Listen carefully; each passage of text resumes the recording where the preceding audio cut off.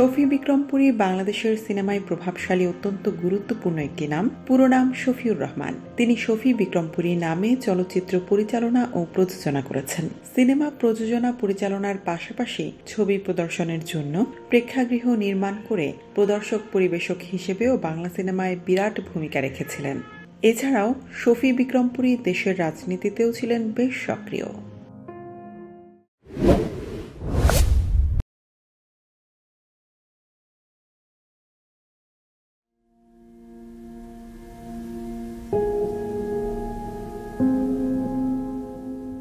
1943 সালের 4 জুলাই তৎকালীন বিক্রমপুর, বর্তমান মুন্সিগঞ্জ জেলার শ্রীনগর থানার মত্তগ্রামে নানার বাড়িতে জন্ম শফি বিক্রমপুরীর। সেই সুবাদেই নামের সঙ্গে বিক্রমপুরী যুক্ত করেছিলেন। তবে 5 বছর বয়স থেকেই পরিবারের সঙ্গে তার রাজধানী ঢাকায় বসবাস।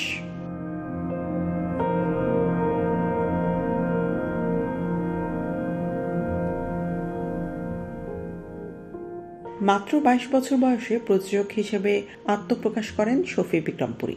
1964 সালে হলিউডের বিখ্যাত ইংরেজি ছবি অ্যাঞ্জেলিক এবং ফান্টুমাস এর মাধ্যমে পরিবেশনার কাজ শুরু করেন। 1965 সালে দক্ষিণাঞ্চলের লোকজ প্রেম কাহিনী অবলম্বনে মুক্তি পাওয়া ছবি গুনাই বিবি, এতে শফি বিক্রমপুরী একজন অংশীদার হিসেবে বিনিয়োগ করেন। এরপর কয়েকটি বাংলা এবং উর্দু ছবিও পরিবেশনা করেন।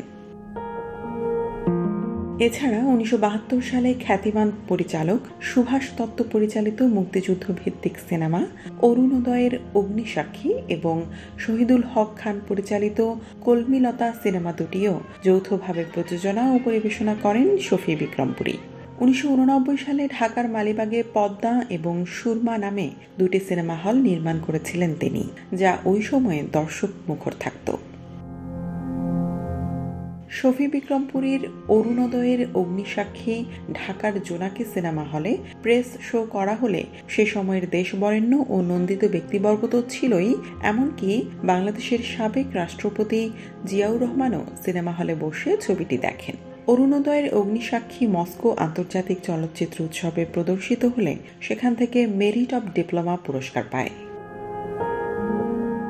এরপর শফি বিক্রমপুরীর প্রযোজনায় নির্মিত ফোক ফ্যান্টাসি জাদুর ছবি ডাকু মনসুর, বাহাদুর ও রাজ দুলারি, এই তিনটি পরপর সুপারহিট হওয়ায় চলচ্চিত্র অঙ্গনে চমক সৃষ্টি হয়। তার প্রযোজিত ও পরিবেশিত আরও সিনেমার মধ্যে রয়েছে বন্দুক, সবুজ সাথীও। তিনি অনেক জনপ্রিয় শিল্পী ও কুশলীকে চলচ্চিত্রে প্রথম আত্মপ্রকাশের সুযোগ করে দেন।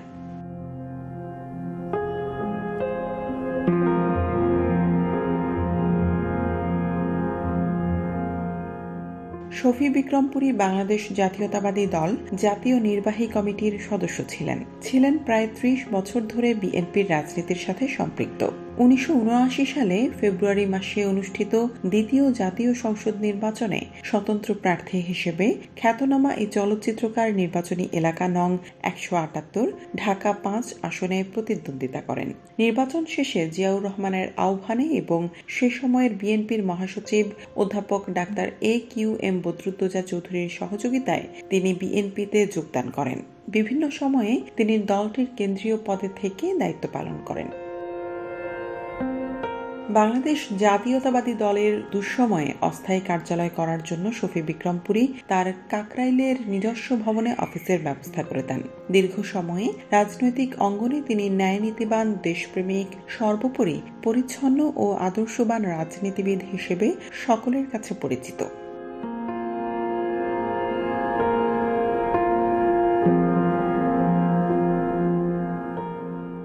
ঢাকার চলচ্চিত্রে প্রযোজনা ও পরিবেশনা ছাড়াও শফি বিক্রমপুরী একজন চলচ্চিত্র সংগঠক ও লেখকও বটে। ঢাকা ও নারায়ণগঞ্জের সিনেমা হল মালিক সমিতির সভাপতি হিসেবেও দীর্ঘদিন দায়িত্ব পালন করেছিলেন এই চলচ্চিত্রজন। তিনি বাংলাদেশ ফিল্ম সেন্সর বোর্ডের সদস্যও ছিলেন।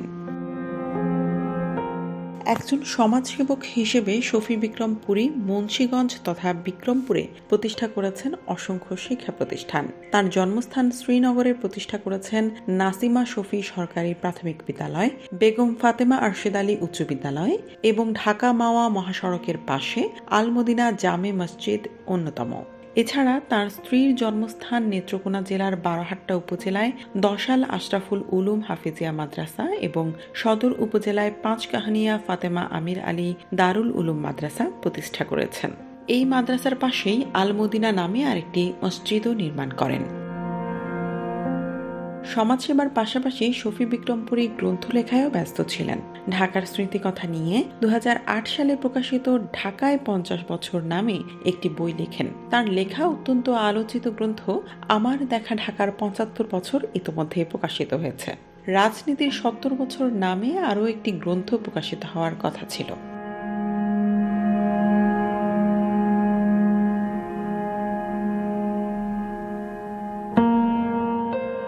1978 সালের 20 জানুয়ারি মুক্তিপ্রাপ্ত সম্পূর্ণ রঙিন ছবি রাজ দুলারি চলচ্চিত্রের মাধ্যমে পরিচালক হিসেবে শফি বিক্রমপুরীর আত্মপ্রকাশ ঘটে। এরপর তিনি আলাদিন, আলীবাবা জিন্দাবাদ, দেনমোহর সহ কয়েকটি ছবি পরিচালনা করেন। তার প্রযোজিত ও পরিচালিত অন্যান্য আরও কিছু সিনেমার মধ্যে রয়েছে জীবন তৃষ্ণা, সকাল সন্ধ্যা, মাটির কোলে, শশী পুন্নু, শান্তি অশান্তি, জজ সাহেব, অবুঝ মনের ভালোবাসা ইত্যাদি।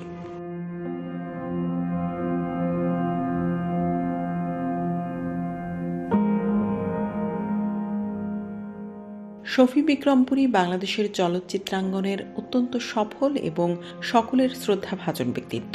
দীর্ঘদিন ধরে অসুস্থ ছিলেন তিনি। শ্বাসকষ্টজনিত কারণে ঢাকার একটি বেসরকারি হাসপাতালে চিকিৎসাধীন ছিলেন তিনি। অবস্থার উন্নতি না হওয়ায় থাইল্যান্ড নিয়ে যাওয়া হয় তাকে। শ্বাসকষ্ট সহ বার্ধক্যজনিত নানা রোগে আক্রান্ত হয়ে প্রায় 1.5 মাস ধরে ব্যাংককে চিকিৎসাধীন ছিলেন শফি বিক্রমপুরী, কিন্তু তাকে আর বাঁচানো গেল না।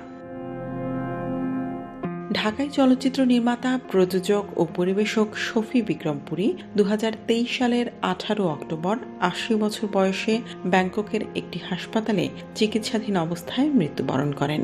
মৃত্যুকালে শফি বিক্রমপুরী স্ত্রী নাসিমা সুলতানা, ছেলে হাফিজুর রহমান ও মেয়ে সুলতানা যমুনাকে রেখে যান।